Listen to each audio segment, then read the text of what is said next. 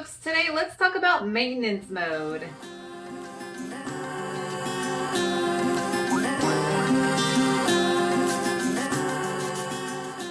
So if you've seen my other videos, you might know that I used to weigh a lot. I started keto over 4 years ago, back in February of 2015, and I've been in maintenance mode for over 2 years now, and I feel like I've finally figured it out. So just a disclaimer, I always say in my videos that there is no one right way to approach the ketogenic lifestyle.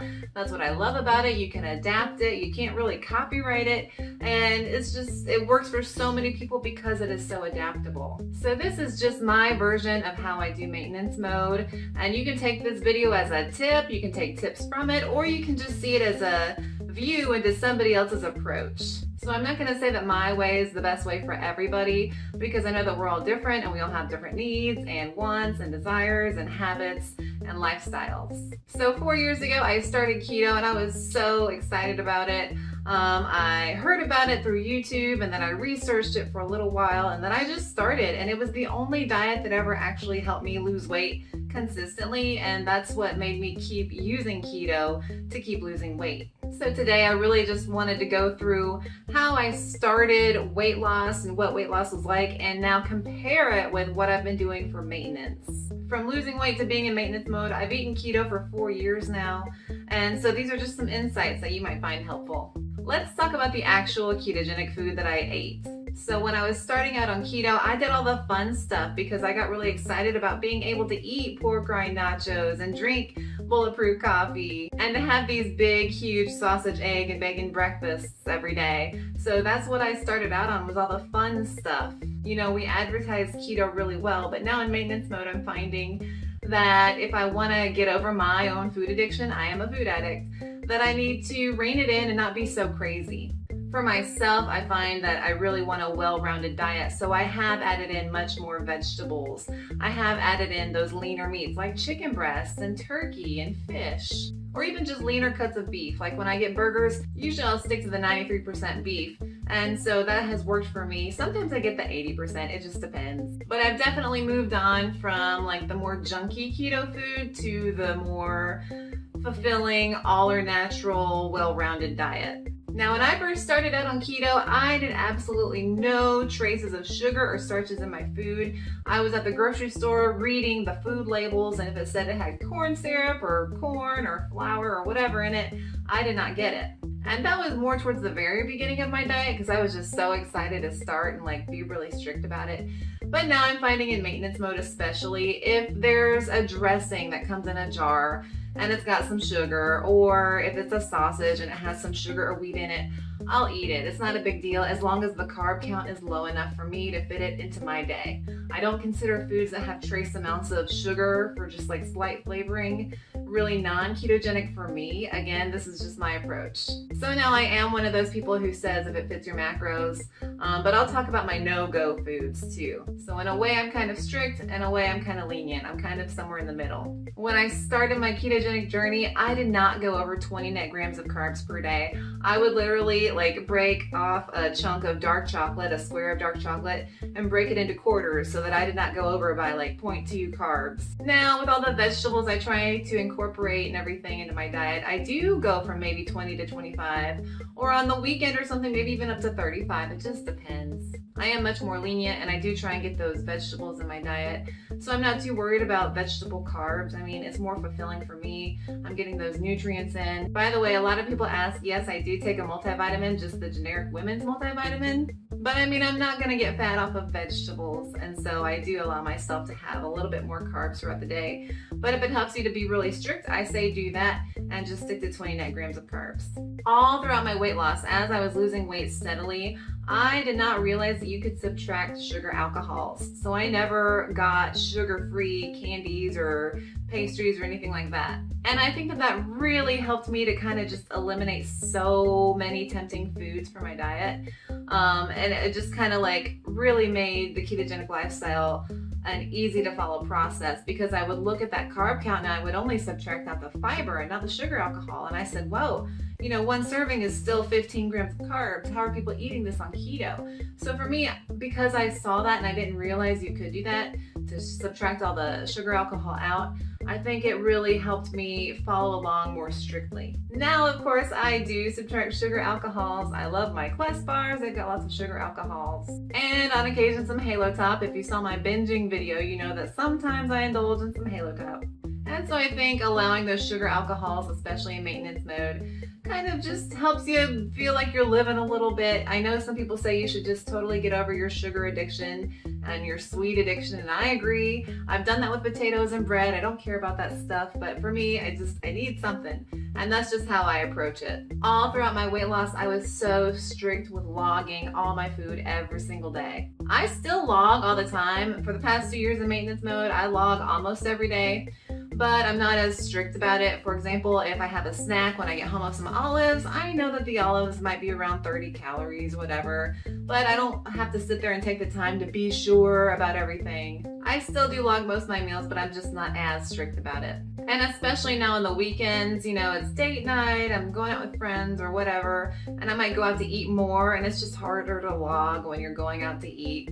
And so for me, I may not log a keto meal when I go out to eat or just on the weekends, because I kind of let loose and go more lazy keto. If you've seen my other videos, you also know that I like to meal prep and eat the same thing all week.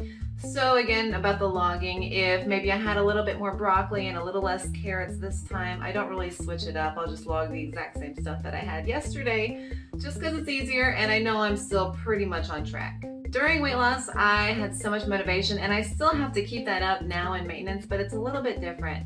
So my motivation during weight loss was seeing that weight go down on the scale, seeing my clothes get too big, and seeing the changes in the mirror. And that on its own was the best motivation. It was easy motivation. Although now I'm finding with maintenance mode, I really have to motivate myself. I have to find those small goals, week by week, month by month, that keep me on track. So for example, Halloween's coming up and maybe I want to look cute in my outfit. So that's like my next fixation, my next goal that I want to keep myself on track with. And for me, it's also these videos, I want to prove to you guys that you can do this. And so that's definitely a big source of motivation for me.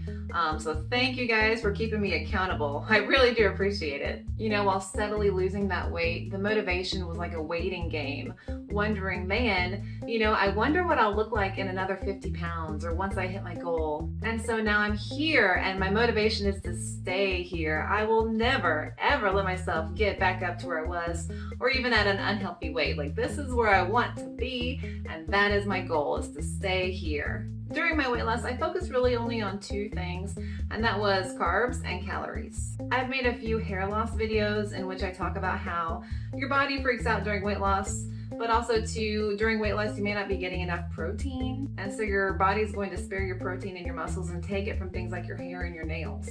So now, after I had that hair loss and in maintenance mode, I'm realizing that it's not just enough to focus on carbohydrates and calories. I also really need to focus on hitting my protein goal daily. So for me, because I'm a tall lady, my protein goal is around 80 to 100 grams a day. And I do hit that most of the time. It just depends on what I'm eating for that week. Sometimes I go way over, sometimes I'm just below it. But usually the median is right there between 80 and 100 grams. So yes, on maintenance mode, I focus now on 3 really important aspects of a ketogenic lifestyle.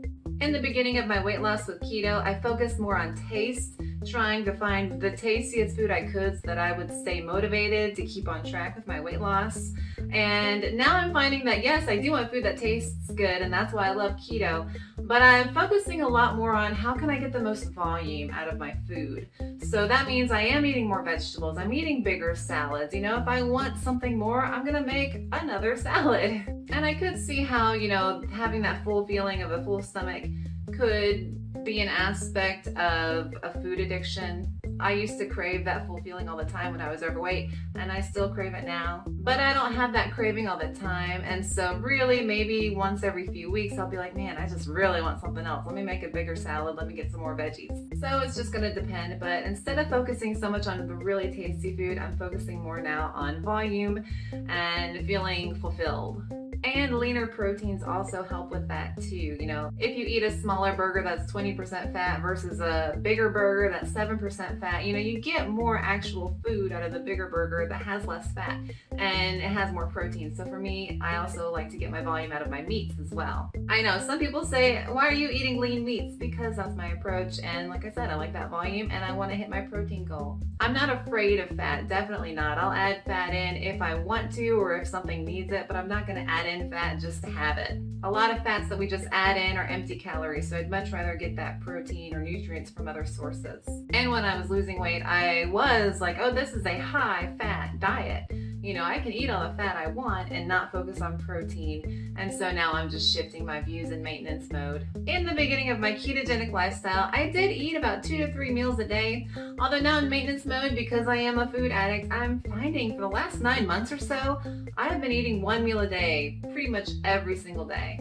It just helps me as somebody who loves food to not have to think about it. And I really don't unless, you know, a coworker says, hey, I'm having lunch. You know, I really just kind of work through lunch and I get a lot done. And so for me, it's better to like focus on my main meal at dinner time because I know that it's going to be great, right? I'm going to be able to eat pretty much whatever I want because all of my carbs and calories are there for that one meal.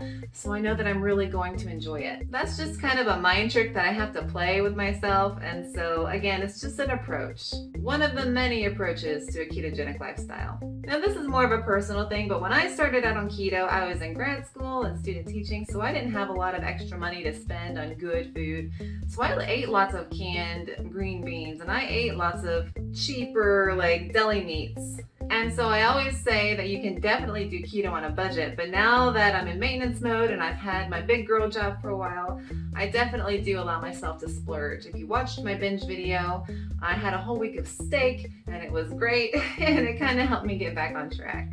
So those are the main differences between weight loss versus maintenance for me on a ketogenic diet. Let's talk about some of the things that are similar. My no-go foods. Okay, you might have heard me say that I have my lines in the sand when it comes to foods that I eat. For me, those are your big carby foods like potatoes, corn, pastries, just sugar, you know, everything like that. And so for me, like breads include things like low-carb wraps. I figure, you know, if I'm gonna cut out bread, then I don't wanna have a low-carb wrap there just to be a food vessel. And so I draw my lines in other places like that too. So like I said earlier, when I was starting out, I was super strict about trace sugar, and now I'm not so strict about trace sugars. I am still very strict about like cake and bread and pasta and things like that. All throughout my weight loss, and I get this question a lot, I did not work out. I changed my diet. And I still am not working out. I know I should, and I told myself as soon as I got engaged, I was gonna start. So yes, that's gonna happen soon. And I'm not just saying that, it's gonna happen. And so even though my motivation has changed a little bit between weight loss and maintenance mode, I'm still really motivated by how much I love this diet. I loved it when I was losing weight, and I love the food and the feeling of being healthy that I have now. So in that way, the motivation has stayed the same. It's just, I love my lifestyle. So all in all, I'm finding that maintenance mode really is about balance. I had this professor who was German, from Germany, and he taught German, but I had him for a world literature class. And he always told us about the story of Icarus, you know, don't fly too high, don't fly too low. In maintenance mode, that's so true. If you're super duper strict, that might lead to a binge, and that happened to me. It has happened to me a few times. But also, you don't want to go full lazy, I don't think, especially if you're a food addict and you just allow that weight to slowly pack back on. So you do have to have kind of a balance. And for me, the balance has been restricting more during the week. So yes, being more strict with my calories especially, and always trying to stay at around 20 net grams of carbs, and then going more lazy just on the weekends. So for example, last night we had date night and the muscle and I went to Mexican because that is my favorite thing in the whole world. I love me some Mexican food.